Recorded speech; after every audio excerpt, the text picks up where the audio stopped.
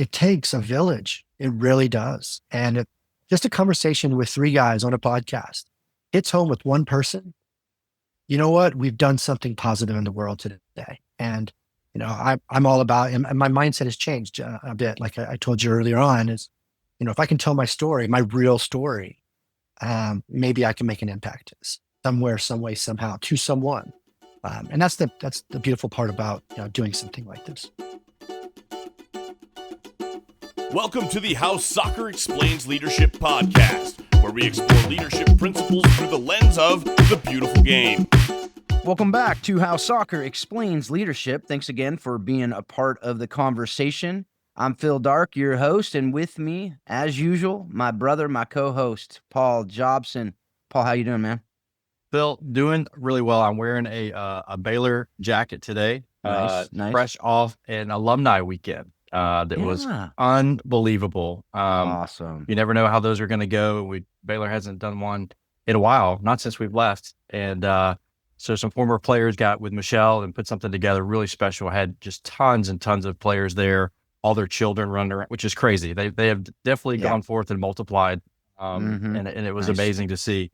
But just an awesome weekend, just 2 or 3 days of just getting to catch up with former players. I mean, forget over 14 years how many players come through the ranks. So we had even players that played for Randy back in the 1990s were there. So amazing event. Baylor did a great job putting that together and making everybody feel welcome and special. So anyway, just still kind of on a high from that. But yeah, so that's our highlight of the week was that event. So it was a lot of fun. But how about you? What's been going on in the dark world? Oh, that is so cool. Are you like an honorary alumni then? Because how did you get in the door? I wanted an honorary degree. That would have been nice, but I just snuck in. Actually, what was great was the lady who was the security guard was always the security guard when I was there. Yeah, so she was happy to see me, hug me, and let me come in. Other than that, I probably wouldn't have been able to let get in. Okay, good. I was just making sure. Sure you everything's good. You're still welcome at Baylor, so that's good. They didn't have to tackle you or anything, which is nice. I think they still like me there. I don't think there's been anything. Good. Awesome. No, I saw some pictures of that. I was stoked that you were able to do that. That's so cool. That's what makes it all just, you look back and go, man, this is so many great stories. And I know you're exactly where you're supposed to be today. And you were exactly where you were supposed to be then. And to be able to see what God has done in and through all those stories, it's so cool. I love hearing that. Yeah. Doing well. We had our banquet for our team. Just as I've said before on this show, the best year I've ever had coaching. And it was so funny at our banquet. Like, we had a freshman girl when we announced her to come up to get her little certificate. She did a little dance on the way up. It was just so funny. And I was like, hey, do you want to say something since you're just doing a show here? So she literally grabs the mic and shares about her season. And it was so moving because she started crying and saying how this was, her favorite year playing soccer, and, the girls are like family to her, and she's going to miss the scene. It was basically the stuff that I had said about the team. She said it total impromptu, and it was a great way to finish the season. And again, kind of going back to what you're just talking about, like what it's all about, right? Like, yeah, we had a great year on the field. We great, CIF finals, all that stuff. That's awesome. But at the end of the day, like they have lifetime friends, and we had only 2 girls miss the banquet, which is usually we have about half miss, but they did not want to miss. And the girls that didn't come, this was crazy. The girls who couldn't make it, they sent their parents. Their parents showed up to this banquet without them there, and it was so cool. Like it was a really cool thing. But the other thing, we'll talk about this I want to just kind of prime it here. Started watching that show Adolescence. I don't know if you've seen that on Netflix, but no, it's fascinating. It's like, first of all, just the way they made it was incredible. Every episode is just one take and one camera shot that is moving through wherever. But it's also about kids and, social media use and all this different stuff that does apply to, sports and all these other things. But anyway, it's been interesting. I've been watching that with my family. And I watched Pulisic with my son. I don't think I've mentioned that on this yet, but That is a great documentary about Christian Pulisic, and it's on Paramount Plus. Fantastic to watch with kids. It's very appropriate. He's a believer, which I didn't realize. And it's just a really good show about the realities of the game, and the trainings and what it really takes mentally, physically, emotionally, to really make it. So anyway, it's been good. It's been good. A lot of different stuff with family, but as we were saying before we started recording, I had a daughter in Cambodia. My other daughter, obviously, in Wisconsin. My son's talking about going out to Wisconsin this summer, so I don't even know where my kids are anymore. And that's what's awesome, is they're doing incredible things, and I love, miss them, of course, but it's so great to see them kind of flying and doing their thing. So anyway, we have a great episode today. I can't wait to get to this conversation. Paul, a couple weeks ago, you're like, "Hey, I got this guy. I'm gonna have a great conversation with him."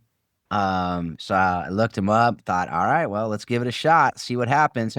And so now we got Sean Miller with us, with Upper90HQ, which I'm excited to learn more about. But Sean, how you doing, man? Doing fantastic. Thanks for having me, guys. Appreciate the opportunity, and I'm getting to know you guys and getting to tell our little story. Yeah, awesome. Well, either you've listened to the show, or you just you just hit a great segue. But we do love hearing just your story. Just briefly share your story, how you developed your passion for soccer, for coaching, entrepreneurship, leadership, all the stuff that you've done, and really just how you ended up starting Upper90HQ, and where you're at today. Sure, I appreciate it. Started the business in 2011, and was kind of on a whim. I was coaching at the time, in Dallas in the club scene. And as you all know, Dallas is just a volatile, soccer world. The landscapes there is, just one like no other, I would say, in the country. And another coach called me and said, "Hey, I have a friend of mine that owns a sports videography business down in Houston. She needs some help, filming, an event in Dallas." And I'm like, "Sure, I'll do it." I meet her, she hands me this, 23-foot tripod that weighs a gazillion pounds, shows me a 10-minute walkthrough. And she said, "All right, you're going to go to these 5 fields and you're going to film these games." Okay. So I go and film them, and, he's like, "All right, just mail me the SD cards." So no problem. Do that. And I said, "Can I keep the unit?" She's like, "Yeah, no worries. I'll get it back in January." So I call her one day and say, "Hey, can I film my daughter's indoor games to make me a better videographer? Because it's much faster paced." He's like, "Sure." So daughter played at Solar at the time. Pretty good team, 2003 team. And they had an older team. The head coach had an older team at 2000s. So I started filming, and then people was like, "Hey, can I get a copy?" So I started selling DVDs. The good old DVDs. Yeah, what are those? I forgot. Yeah, right. I just aged myself. Then, it just blossomed. Other teams would ask me to film. I was the one guy with one pole, just, schlepping it around the fields. I ended up stopped coaching and started Upper90 Sports Media. We went to flash drives. Then we went to the cloud. Fast forward it to, my daughters, played pretty high level, both of them. My son played at different clubs. He ended up playing at Dallas Baptist D2. Older daughter played at Texas. Younger daughter now is in Birmingham, Alabama at Stanford University. So they all have had, great opportunities through the game. But through the video company, it was an opportunity for me to really give back to the community in a different way, because in 2011, video was not really, there was not a lot of opportunities for games to be videoed. A lot of people were just using it for memories. Well, fast forward to COVID, and all of a sudden the recruiting process, video is essential. Coaches couldn't go watch games, so to speak. So we went through that transition period. COVID really gave us a hockey stick. We moved into the autonomous camera systems where you can start and stop them with your phone. So I literally took instead of having one guy, one pole, one person could run 5 fields, 6 fields, 10 fields. So now we're at the scalability of, we can film hundreds of games over the weekend. We then partnered with the camera company in Denmark. So now we do MLS Next, Girls Academy, the DPL, USL, US Youth Soccer. Then I pretty much, soccer's our bread and butter, but I realized you can't put all your eggs in one basket. So we had to diversify. And so started doing lacrosse. Now we partner with NBC Sports. We're doing the Next Pro Puma basketball circuit. So this little entity that was just one guy, one pole in 2011 has really blossomed into one of the larger video companies in the country. We've diversified. We use VO cameras. We use Pixelots. We use Speedio. Paul probably knows Speedio maybe from having an install at Baylor, which is fixed mount, and majority of the NCAA schools utilize it. And then we've got some other things that we're working on for the future for 25 and 26. But really, soccer gave me the opportunity, to build a company on something that I loved very much. Like, soccer is a passion of mine. I enjoyed it. I met my wife playing through the game. Have 3 great kids, through that relationship. And all of them have got to experience soccer at the college level. And really has just, has been a foundation of our family, from the beginning. And so let's go back to your beginnings in soccer. So just tell that story of just kind of your soccer journey. And, obviously it involves some businesses and things like that too. But just, how did you develop your personal passion for the game itself? That's kind of a catch-22 question. I grew up in Dallas. I grew up in the northwest side of Dallas, Forest Lane and Josie Lane area. And I actually started playing soccer at the rec center because that's where I would hang out in the summers and after school. And soccer was one of the predominant sports that was played by some of the guys or the boys in the neighborhood. They played for Comets, Longhorns, and these are some of the storied clubs in Dallas in the late 80s, early 90s. I graduated high school in 91. And so a lot of these guys were on some really, really good teams. Now, this is back in the age of, there was one team or one club in that age group. I remember in the 80s, Pele came to Dallas Cup, drove around in a convertible Mustang at Lake Highland Stadium. I had a friend of mine in high school was Bolivian, so Taiwichi came.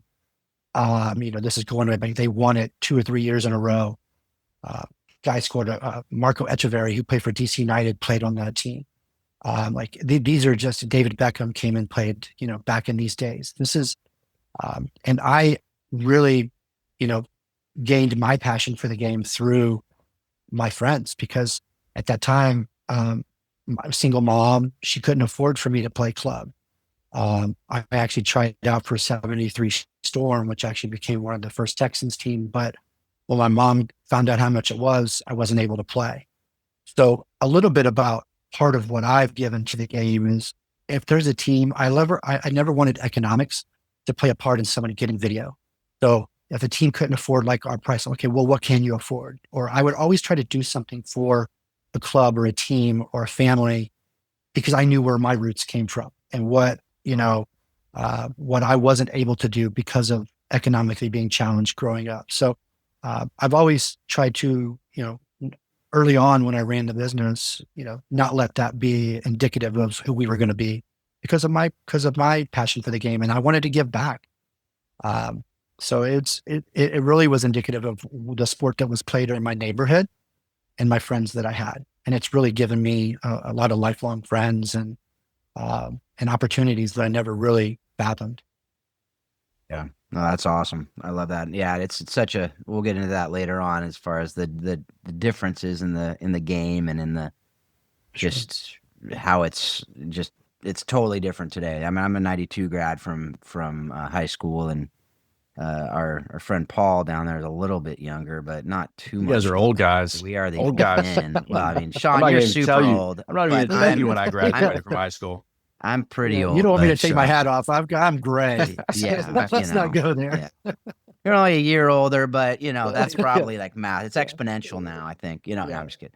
But but yeah, so there's so much there that we could mine. But one of the things I want to just kind of hear is and how that all that shaped you. I know my kids will probably tell a similar story someday. Yeah, we wanted to play on X team, but my dad was in ministry and we just couldn't afford it.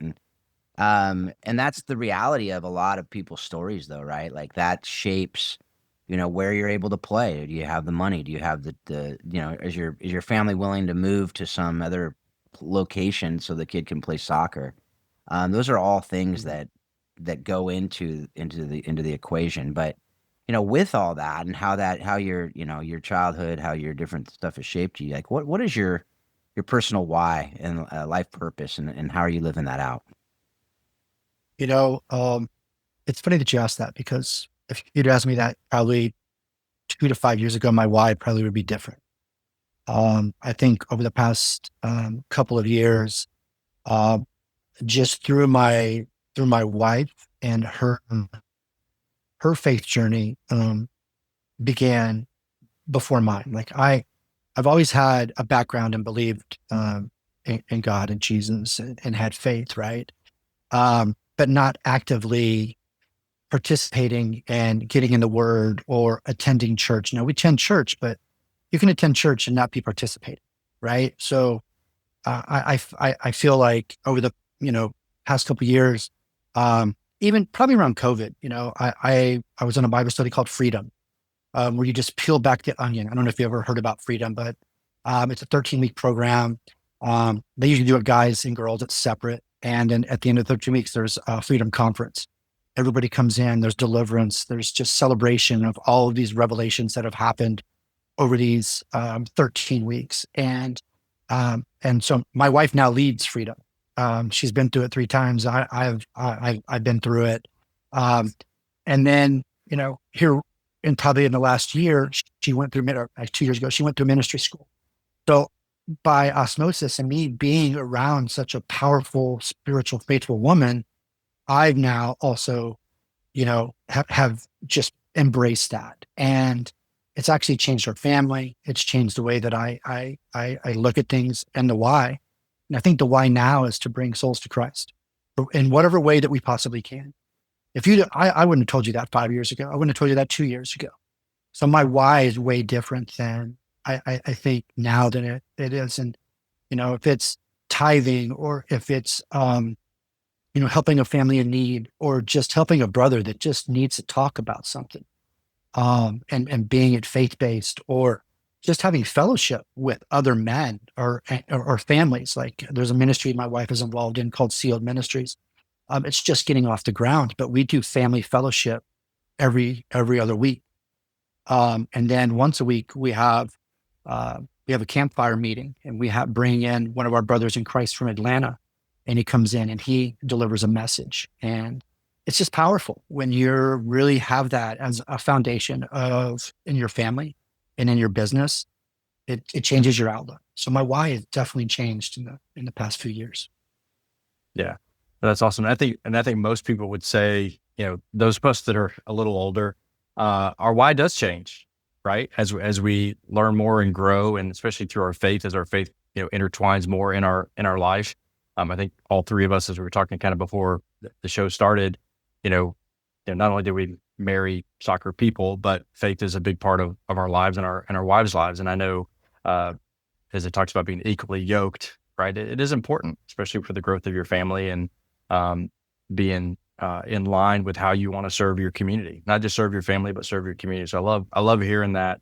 And I'm sure that as we dive into more of what we're going to talk through today, we'll see a lot of that intertwine with your story, right? Of, how your why kind of aligns in that. And I'd love to dive a little bit deeper. We talked a little bit about your business and how that started. And it's cool. I love entrepreneurship, and I love especially businesses that start just out of, saying yes to something. Oh yeah, sure. I'll carry that 5,000 pound. And I'm sure it's probably not 5,000 pounds, but every time you tell the story, it gets heavier, right? It gets heavier, right? And I think I saw you Sure. 2 years ago, and you had other people carrying the poles for you. So that's a true leader right there, right? He's arrived. I'm kidding. This guy's the first one at an event and the last one to leave. Okay. I just tell you that from experience. Great leader.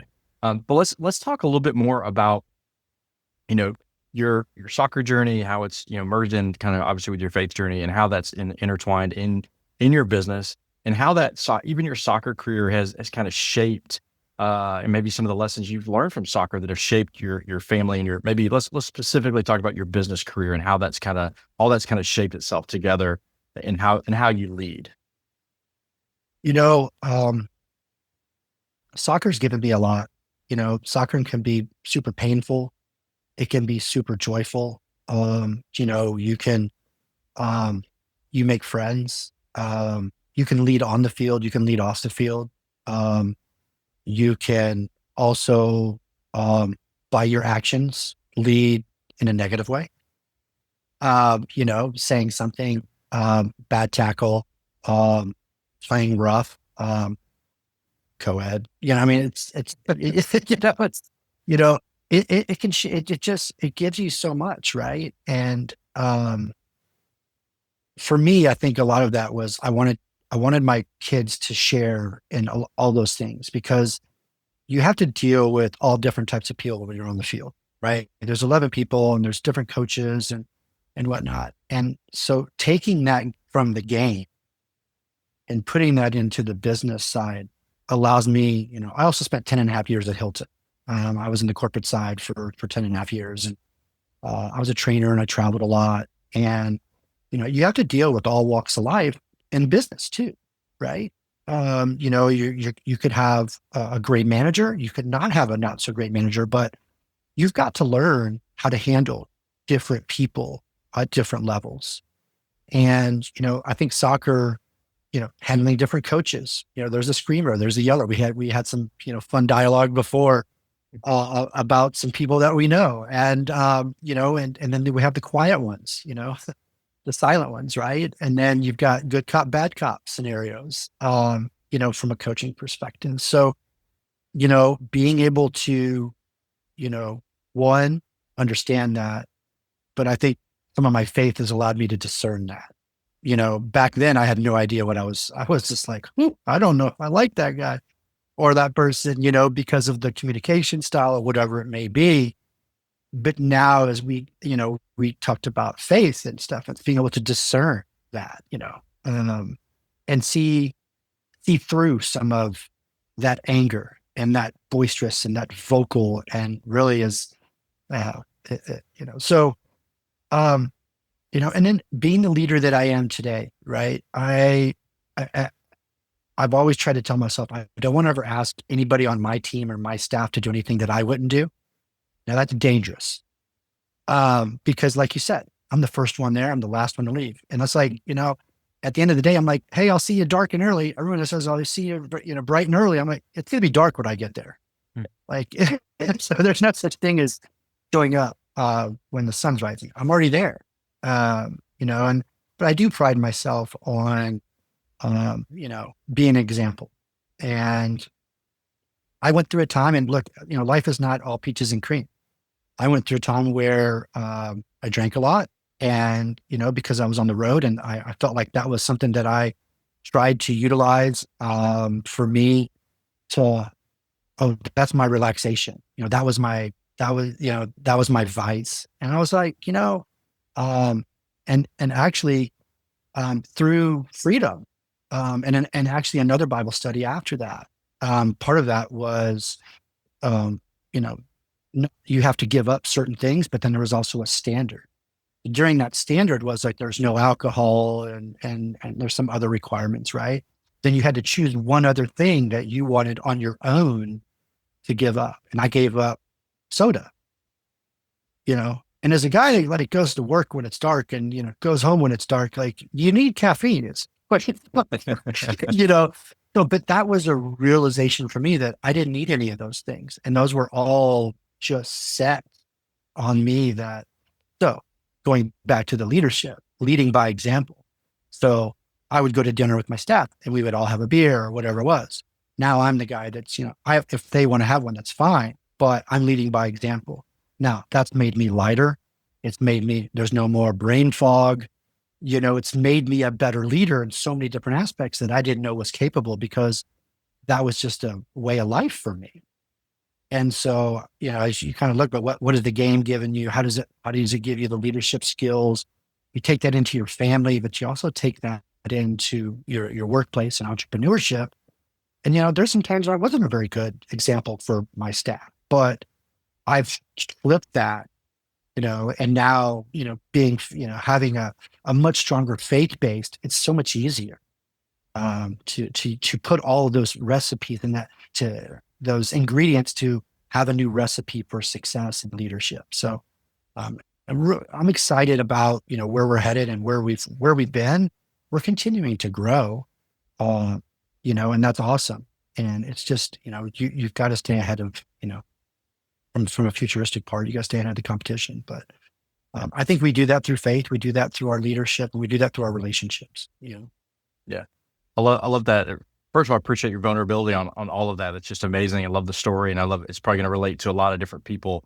And when I think about coaching and leading, as well as just being and what it means to be an athlete and the sacrifices you have to have as an athlete as you're developing and growing. I mean, you've had kids that play at a high level. You're around high level athletes. There's a lot of sacrifice involved, and I think those of us that worked with young players who talk about sacrifice, what does that look like? And I think that does set us up sometimes well as adults. We can now look back and go, okay, yeah, as an adult too, there's things that I have to sacrifice to be able to do things with excellence, right? And especially when, as an athlete or a entrepreneur or a businessman, if we're Christians and we believe that we are working for someone greater than all of us, there's a great standard there, and we all fall short, right? We're none of us are perfect or even doing probably a great job all the time. I know I'm not, but those sacrifices are so important to lead. And the vulnerability, one thing I've loved about the show, we have a lot of people like yourself that are vulnerable in those moments to say, hey, yeah, it's not peaches and cream. I've messed up. This is where things are, but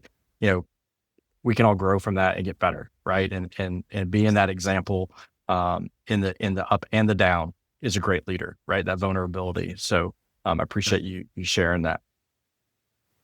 Yeah. That's no, it's just to say, I think that's where we all learn the most. If you can be real, vulnerable, honest, I think that's what's, we can get on these types of podcasts and interviews and whatnot and just, oh, it's wonderful. The world is great. I mean, it's not. In reality, it's not, and it takes a village. It really does. And just a conversation with three guys on a podcast hits home with one person. You know what? We've done something positive in the world today. And, I'm all about, and my mindset has changed a bit. Like I told you earlier on is, if I can tell my story, my real story, maybe I can make an impact somewhere, some way, somehow to someone. And that's the beautiful part about, doing something like this. Yeah, I love that. And I think it was maybe our last episode we did where they were talking about taking risks, right? Like you take risks stepping on the field every time you step on the field. And that's what being vulnerable is. It's taking a risk. And when you take a risk, that's when things can happen in relationship too. And that's when the healing happens too. You need to take that risk to be able to have that reward at the other side of it. And the reward, and that's not why you do it necessarily sometimes, but that's the way the relationship is. When you're vulnerable with someone, you're taking a risk that they could use that information in a way that could hurt you potentially. But it also could be something that could bring healing and could bring tremendous, deeper relationships. And I've seen that in different teams that I've been on, different teams that I've coached. The more the teams are able to go be vulnerable with each other and to actually take those risks with each other, the more that team grows and the more that team plays together and wants to run through a brick wall for each other. So I've loved seeing that. So I appreciate that for sure. Yeah. Do you have something you were going to say? Well, I was going to say, my daughters have played on a couple different teams, and they played on some powerhouse teams, and then they played on some blue collar teams. The memories with the blue collar teams that didn't have as much talent as the powerhouse team are a little bit different than playing on a high profile team. The opportunities and the successes together were different than the successes that were with the team that had all the athletes.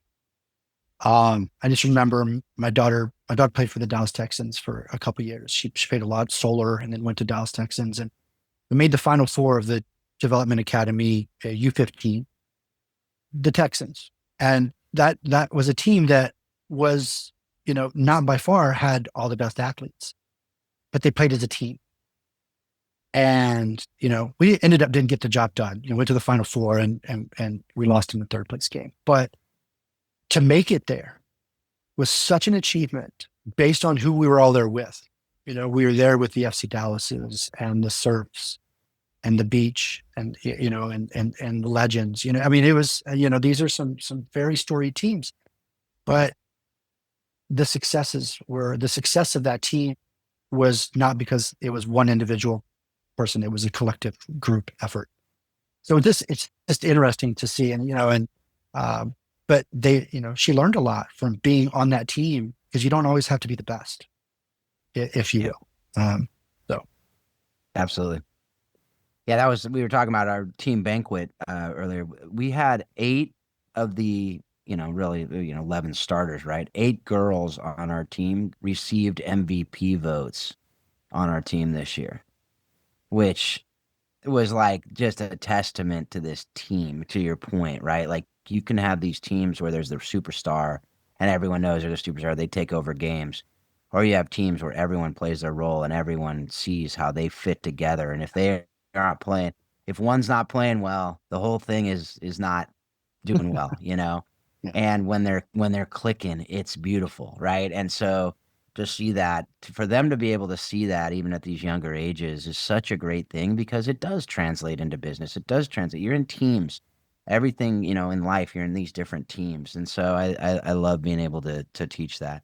Well, let's move on. And what was a defining moment in your athletic career, your soccer career? Any, you played other sports? Presumably, you played football at some point if you grew up in Texas. I don't know. Maybe not. But I don't know. Not me. I was the pipsqueak in high school. Okay. All right. So I was not the size of any of those monstrosities of football players. That's the other side of it. I grew up in Southern California. Same thing. I played 2 years and was like, I'm done.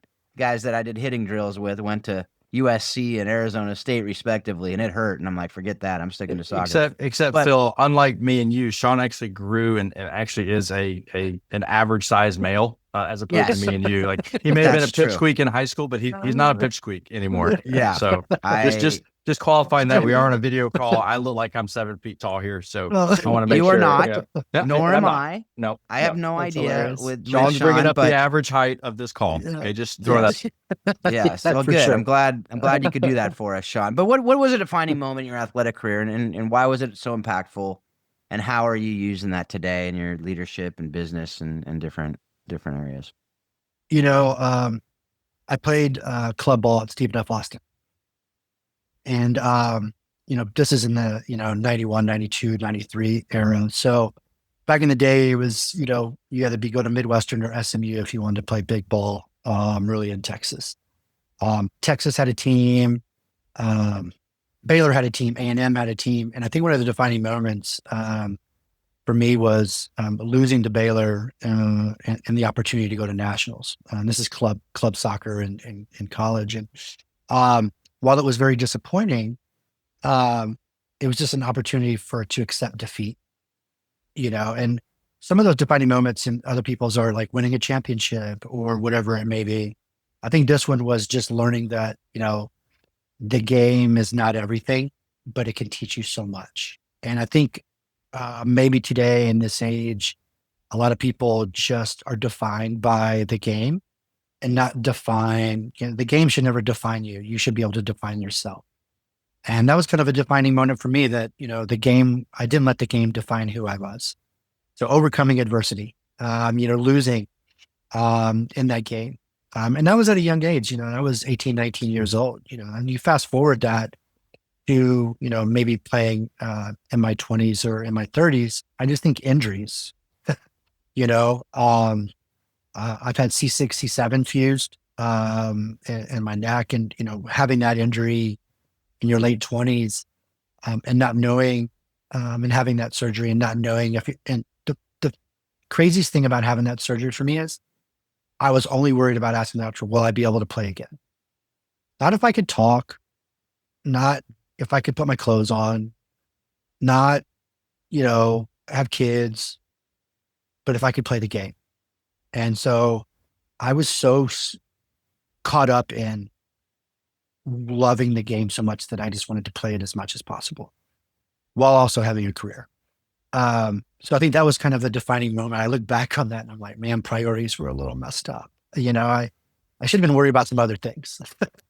And so I think there's a couple, that one being the loss in college, and it was a defining moment. But then that game just overtaking, I was playing at Inwood, I was playing men's, I was playing co-ed, playing 2-3 nights a week. Games a day at Inwood. I was a goalkeeper, so everybody needed a goalkeeper. So just, there was a couple defining moments that really just changed my outlook on priorities. And then, I think the big one is when you have kids, that definitely priorities change a little bit, or a lot. I say a little bit, but they are life-changing moments. Those are probably two of the ones from the game that really kind of affected me. Yeah, that's great. And you mentioned most people, I will say, I think I can remember one, maybe there might have been one or two, maybe three, that were positive stories that were the defining moments for people in their game, which is why, when the things don't go well, that's where I, talk to the girls I coach and my kids themselves and be like, these are the things that will impact you deeply in life, that will teach you lessons that you can use if you so choose to learn those lessons. Right. And so, anyway, so Paul, what do you think? Yeah, no, I agree. I do. I think that's one of the bigger surprising things within the conversation that we have, is that those defining moments really are not what you think they're going to be. Right. But we do know as adults that those are the opportunities to learn the most. Right. I definitely have learned more from my challenges than I have from the successes that I've had throughout my career. And I think even coming off this weekend with our alumni, some of the best conversations we have were girls that had been through some really hard stuff, that realized, like, hey, you told us this was difficult, but it wasn't going to be the most difficult thing we'd ever go through. Now I'm married and I have children, and like, that's way harder than running a fitness test or losing to, somebody, that I shouldn't have lost to, whatever. So as coaches, just kind of reeling it back to coaches and leadership, like helping people, manage what those what they think might be life defining moments are, and realizing, that there's more to come, right? And how do we take something from each of these opportunities that we have to learn and to grow? So I very much align with that. And Sean, Paul, you even said that we should try to lose in a couple episodes ago, I think is what I remember you saying. I did. It was a tactic in my staff that I would say, hey, listen, guys, we probably should lose one.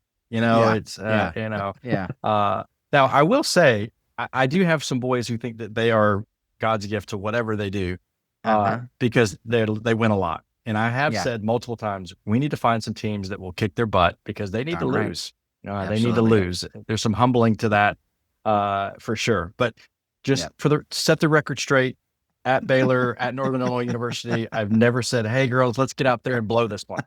Okay. Right. Yeah. So just to be clear. Yes. But when you play that team that's just better, it gives you something to say, I need to, like, we haven't arrived. Right. Yeah. Like, and there's something anyway. So that's a whole nother show, right? Where we talk about, like, how, what can we learn from our losses, and how do we get better? And we haven't arrived. And that's usually the conversation you have after a really big win, and you're about to go against the way you should be. And the next is a trap game, right? And the next game is the best team in the conference. And you're like, okay, guys, we haven't arrived. We've not proven anything yet. Now we've got to face, the big dogs. I'm obviously not naming teams intentionally. My pride is still there, for sure. But, well, let's keep this train moving here, Sean. You've been part of the game for a while. All of us have, and I love the perspective that maybe you can give us because you've got a perspective of you played the game right in the Dallas Metroplex area, a huge place for soccer. Your kids have grown up in that area, played at a high level. You're around the game at extremely high level. You know coaches that have coached at the highest level. You know players. So you've seen the game at all different angles. Even from a business perspective, you see the business side of the game as well. Give us a little insight on what you like about where we are as a country with the game, and what are some areas you think that we could be doing better? That's like a loaded question. Very much loaded, Sean. Be careful. No, I'm kidding. I'm kidding. There's no wrong answer. This is totally your opinion. Your opinion. It's a tough one. I'm in the world of youth soccer, and some would call it alphabet soup. There's just so many levels, so many leagues, and there's so many entities, and and without even mentioning any of them, you could just start rattling off 5 or 6 different, and then, locally 5 or 6 more, right? I just think there's so many layers, and it reverts me back to the conversation when we started. There used to be one team and one age group and one club. And now it's such a financial kingdom, right? For these clubs. There's a lot of money running through these clubs to have 10 teams that are in the 09 age group or whatever it may be, and I think it starts to get watered down. I mean, I think there's a competition level for everyone. I really honestly do that, because I think there is an elite level, there is, and then, just if you call it, 1, 2, and 3, there's a level 1, there's level 2, level 3, whatever. And there's levels for everybody. And with those leagues, I think there's levels for everybody. The state of our game, man, if you just look at the recent results from our men's team, I think it's dismal at best. They say that, we needed all our players needed to go play in Europe, right? So now all the men are playing in Europe, and then we had an American coach or we had a European coach, and they're like, well, that coach is not very good. And so they get another really good coach, and they're still not playing to their best of their ability. And it's like, and then I actually heard Alexi Lawless say the other day, does the American team just need an American coach that just understands the American player? I don't, it's what is it? I don't know what drives these players. And I think it's very hard for a European coach to come in. I mean, look at the size of America compared to Europe. The landscape is huge. And the women, other than last night losing to Brazil, but the average age of that group that started that game was 22 years old. And that's unheard of on the women's side, So I do think there's opportunities, but man, the landscape, from a youth side, there's just so many opportunities and options. And I don't know if that's good or bad. Like some people would say having options is good. It's just, man, it's mind boggling, to be fair. Because we film all levels of soccer, and, and I don't want to put a label on where they all sit. There's a pyramid for a reason, right? And I don't have to sit here and talk about where the pyramid and where these leagues sit inside that pyramid from a competition level. They all know where in their own right, where they're at. We're just blessed to be able to capture, because at some point, those kids that want to, at whatever level, want to go on to play at the next level, they need video. So we're there to provide a service for that. But, the opportunity, and look, from the college game, there are so many opportunities for kids to further their education in soccer at all levels, from D1 to NAIA and JUCO. There are so many opportunities, and it's way different, Phil, from when you and I, and even Paul were growing up. The opportunities are far more greater than they are back then. So from that aspect, I think it's great for kids to get an education, play the game that they love. And, maybe if they're at a super high level, they play pro for a few years. Like even having the women's pro league now with the opportunity, and super league, having two pro leagues in the US, I think that's great. The opportunities are there. But I still think they're figuring that out. Like, I still think that's a whole different landscape that hasn't figured itself out. So we're in this great opportunity, right? The game is in our country and it's grown so much. I think 94 catapult, 99 women catapult, 26 catapult. Now we get to 2031 catapult again. It's just a springboard for the success of the game in our country. And I don't think that's a bad thing, but I do think that there's some type of spaghetti. Like someone just do spaghetti against a wall because there's really no strategy or plan. Everything is just blossomed out at their own pace. And I would call it a spaghetti chart because there's no rhyme or reason and there's no real formality to the youth landscape in our country. And then you got to think about U.S. Soccer is trying to develop these youth national team players and identify them. How many kids slip through the cracks, or somebody knows somebody and that kid's getting a look, and that's part of but that's also part of college recruiting. I mean, that some of those kids are getting looked over just because of sheer volume. I mean, Paul's been on the recruiting side at showcases. And I mean, there's diamonds in the rough, now with RL, like finding a kid in RL that really could be an NL player or even going to a GA showcase or DPL or USYS. There's diamonds everywhere. And maybe they play at that level just because they don't want to play, or they don't want to deal with all the stuff that happens at, the ultra competitive team. They just want to play with their friends, but they're really good, So I kind of went around in circles and circles or like a merry-go-round, but I think you're right about that. That's indicative of the state of where we're at in the soccer. It is a merry-go-round. Yep. The sheer size is evident. And you mentioned what you just mentioned. I had a conversation Sunday actually with a dad whose daughter plays in the Metroplex, but lives 2 hours from the Metroplex. And she's a very good player. But they can't commit 3 days a week driving to the Metroplex. So she plays on an RL team, but she probably has the ability to play on the top team. But again, somebody's going to get a great find, if they're willing to put in the time. But yeah, the sheer size. But yeah, that could be a rabbit trail we go down. But I love the question. I love your answers. I mean, I think it shows there really is not and we've asked that question a lot of times on the show. There's not a right or wrong answer. Like I said at the beginning, it's just opinion. And most people do what you did. They start thinking, their mind starts to go, it's like, okay, well, there's this and there's that. And we're just so massive, as a country. But I do remember the days I grew up in Georgia, you play in Georgia, you win your state, you go to regional, then you go to national. I mean, it was U.S. youth soccer. Yeah. And that was it.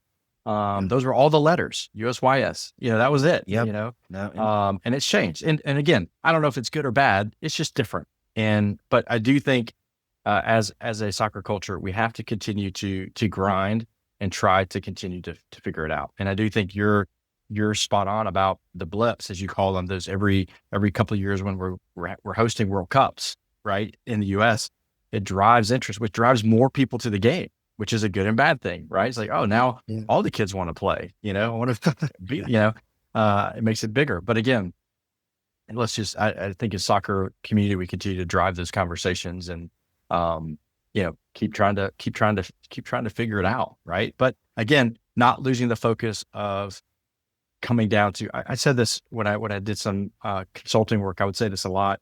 We're really trying to cater to the top 1 or 2% of the players. We can't forget about the 98 and 99% who'll never play at an elite level. And we've had folks on here that it's about the love of the game, the kids who want to play. And it can be a lifestyle sport, right? You can play as an adult. I can't. I'm broken now, but you can play as an adult for the most part. But a lot of people don't play anymore because they lost the love because that drive for that to be in that top 1 or 2% drove them away from the game. And that could be as early as what's the dropout rate really, really starts to flow at 14, 15 years old. That's ridiculous. So I think that balance too has to come into play of, hey, this is sport, this is youth sport, this is recreation. Let's love the game. Let's create fans of the game, right? And that'll help grow our national teams and our pro teams because we need fans to buy hot dogs and tickets. Right. And videos. That's right. And videos. Yeah, definitely. I always said, and I don't know if you agree with this or not, but I always said that burnout is unmet expectations at home. I would agree with that. A lot of times very much could be. Like it's just, they talk about, kids stopping playing not only soccer, but, 14, that's kind of like becoming a freshman, Yeah. and there's a grind, and then there's all these things like with soccer. Like I know what we did with our kids. We played futsal. We did the extra skills. We did foot skills. We did shooting and finishing. But my kids also ran, track in middle school and stuff because it was fun. They played basketball, Yeah. and they were really good at defense, but man, they couldn't shoot because their footwork was there, So we did play other sports, but then you centralize and you focus once you get into high school. And it was a little different for one because of DA versus the requirement of not being able to play high school versus the other who played at Prospera, who actually won a state championship last year in 6A, which makes a great run, and so it's, I don't let, and I've always told my kids, don't let your soccer successes define who you are. You're defined by your faith and who you are inside and who you're comfortable being. And, soccer can help shape you in so many ways because it's so fun and you have lots of relationships and friendships and lifelong ones and memories. I mean, the memories and experiences, of taking, my oldest daughter to Gothenburg and playing Gothia Cup and playing Dana Cup, or, my little, going to state, or, there's so many memories that the game can give you. And man, I just remember, in some of those, even losing games, but the memories of losing those games, that it doesn't define who you are. But it makes the successes just so much, a little bit better, and some of the opportunities. And, it's crazy. And then, my son playing in Dallas Cup and like just having that prestige of playing in Dallas Cup when Dallas Cup is, to me, is one of the most prestigious, tournaments in the world. And my youngest daughter, when they had a girl, she three-peated. She won Dallas Cup 3 years in a row. My wife lost in the final of Dallas Cup. So we're as a family bringing the medals out and showing them like mom actually could play too, so it's really cool. Yeah. That's funny you say that. I literally had a conversation with my daughter yesterday. We have 5 and I have 2 in the house still, and my junior in high school. And she proud dad moment. She just made first team all league, which is an incredible league, and That's great. junior. And so that was really cool.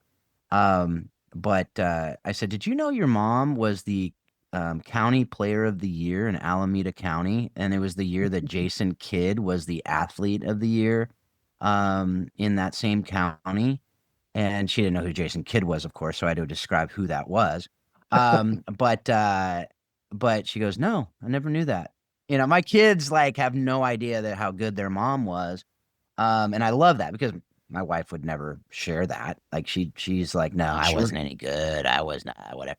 But it reminded me of one of the things you were talking about is identification and the alphabet soup we have now and how hard that is. But and it was not who what but who and all that stuff, which is just true. It just is. And it was true back when we were kids too. ODP was the way for identification, and ODP was broken, right? I mean, it was who you knew, and there was politics and all that. There's always going to be politics.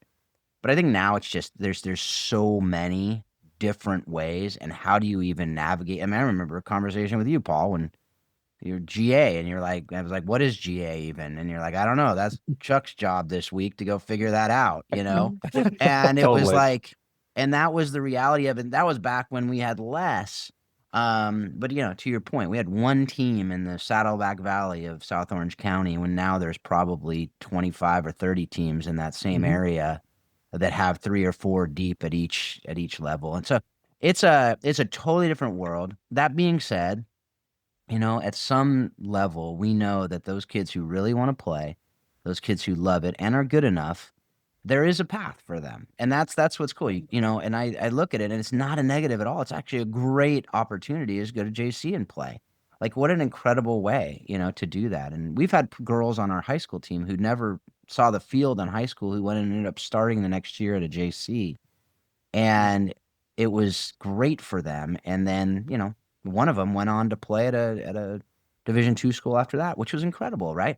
And other girls are like, nope, I'm done for all kinds of different reasons, and that's okay. But as we wrap up, we have a couple questions we ask everybody, and these conversations always go so fast. We could go on for hours with you, no doubt. This is great. But how have you used the lessons you've learned directly from the game? We talked about how you use them in the business, and obviously in those lessons, but how have you used them in your marriage and parenting? And you've alluded to some things, but how have you used these lessons? And one of the things, like Paul and I talked, Paul would say, stick in. That's one thing that Marcy would say. Mine is retaliator gets the red. As a parent, you usually catch the one who retaliates, right? And but what's some lessons you learned directly from the game that you use in your marriage and your parenting? Eyes to see, ears to hear. I tried to hear lately. I don't always have to speak, and being able to listen.